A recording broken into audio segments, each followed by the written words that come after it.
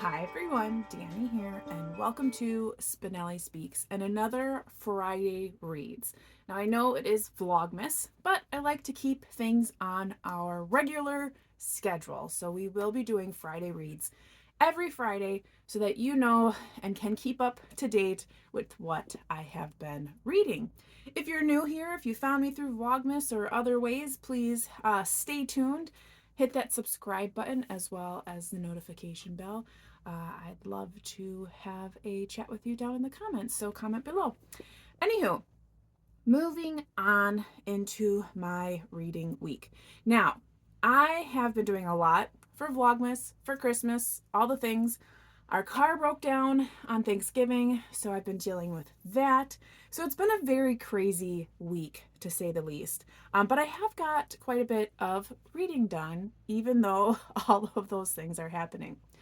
So I did finish A Court of Thorn and Roses, which is that first book in that series. I don't even know if the series has a name, but by Sarah J. Maas, and you all saw that I talked about that briefly last week. And I'm not going to talk too much about this book because I know that it has been talked about ad nauseum on BookTube, and I'm sure you see it everywhere your social media hits. So I don't want to go too much into it. I did rate it 3 stars. I am not on the bandwagon. I am not falling over my heels to get to the next book. It was okay. It was good at parts, but there was a lot that I felt was wrong with it. And not so much like wrong writing wise or world building or anything like that. There was a lot of things that I was like, I did not, per my own opinion, it didn't really sit with me very well. A couple of things that I would mention would be like the first whole 75% of the book is completely like, I don't want to use the word confusing, but it's like doesn't correlate well with this, like the last 25%, because it's like the last 25% is like diarrhea. It's like just all like blah, blah, blah, blah. It's all, oh, this is why all of this happened in the first 75% of the book, and now you have to do all of this. And like, why would you do that? I mean, and there's really not a lot of information given in the first part of the book about like why all these things are happening. You literally have to get it all at the very end. And don't get me wrong, the very end is probably the best part of the book, because it's where everything happens, it's where everything is told, it's where everything is found out. And it's like, finally, some information. Not to say that in the beginning of the book you don't get a lot of really great scenes for world building and little bit of character development, but I feel like the first 75% of the book is a different book from the last 25%. Another thing that really bothered me is I really got a strong feeling that the author was trying to say that illiterate people are stupid. And I know she was like combating that with all of her cleverness of being a hunter, but I really felt like it was like a strong feeling that like, because she's illiterate, she's not as smart as everybody else. And I didn't like that.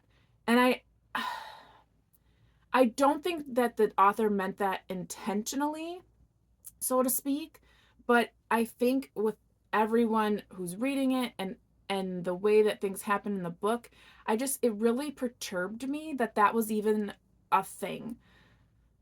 That it had to be such a big part of the book.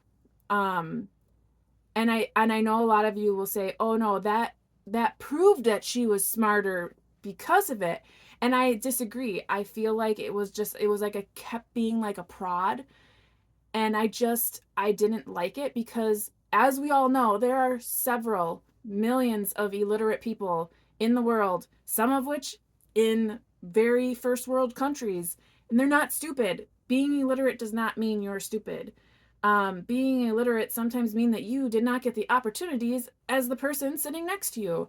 So I don't know. I don't want to get a heated conversation with anybody about that, but that just really perturbed me as being part of this book. The other thing is like the insta love thing with Tamlin and Farah. I was like, I don't believe that. And then for everything to happen at the end the way it did, for it to be such a big deal of the love stuff, like I'm not in for it for the love. I think it obviously this is young adult literature, so I'm not here for the love portion. I will probably, when I get a chance, continue on the series. And you may be asking why. You seem like you really didn't like the first book.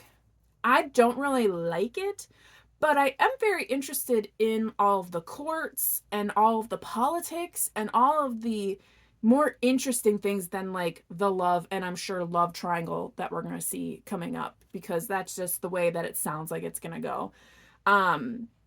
So I'm more interested in the world, the magic system, the politics, the fantasy part of it. I'm not interested in the love thing. I could care less. I'm not really attached to any character at all. Like, so the only one that I really like is Lucian. And so, like I said, I'm in it for the world building, the magic system, and the politics. So that's me not talking about it very much. I did also finish a novella. It was a Christmas novella called The Christmas Ruse by Jennie. I think it was Goutet. I'll put an image here. Cute, 3 stars. It was a very simple, easygoing read. It basically, I want to say it's Regency, but basically back when everyone used to have the estates and manors and then invite a bunch of people for the week over Christmas. And there's a man and a woman. Woman's betrothed to this really icky guy that's like 40 years her senior. And he wants to help her and ends up falling in love with her. And they, through like gambling and card games and whatever else, end up kind of ousting him, the old guy, and then happily ever after. So it was cute. It was nice. If you're looking for something really short and simple, there you go. I have started, and I'm in about 6 chapters to As the Cookie Crumbles. So you may have seen this in one of my earlier vlogs. But this is a cozy mystery. This is actually book 5 of this A Food Lover's Village mystery. And I really like it. I think I'm actually going to end up backtracking and reading more of the series.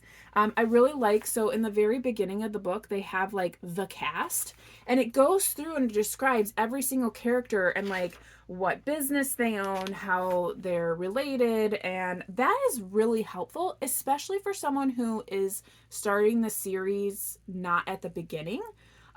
So I like that. So if you're thinking, oh, well, I need to read the first 4 books in order to read this one, not at all. Like, the author's been doing a really great job of like referencing stuff that happened in previous books, but not so much that it spoils the book, and not so much that you're not understanding what's happening in this book. And the fact that there's that list of characters was supremely helpful. And yeah, so this story, so we follow the main character whose name escapes me because that's how I am. And she owns the mercantile in town. It's like a specialty food and accessories shop with her mother. And turns out she's a sleuth. Her best friend is a detective. You know how the story goes. And it takes a couple of chapters for the murdered person to show up. And she is kind of known to the murdered person, kind of, but more so to the main suspect. So she is gonna get her nose in things. And it's Christmas time. It's 2.5 weeks before her wedding, which is on Christmas Eve. And I think there's gonna be a little bit of some trepidation there as well. So far, I'm really liking this one. I would recommend it at this point. I'll let you know how it goes. I do want to finish this over the weekend because I'd like you to have a full review very, very soon. So I'm hoping to finish this weekend. But beside that, a few audiobooks that you can see on my Goodreads. And then once I finish that book, I will start into these ones because I really want to read these ones because their covers are so beautiful. So that's my reading life. And yeah, we'll catch up next week. So until then, I hope you are reading something fantastic, enjoying Vlogmas as much as you can, taking care, staying safe, and you know how it goes. Happy reading. Bye.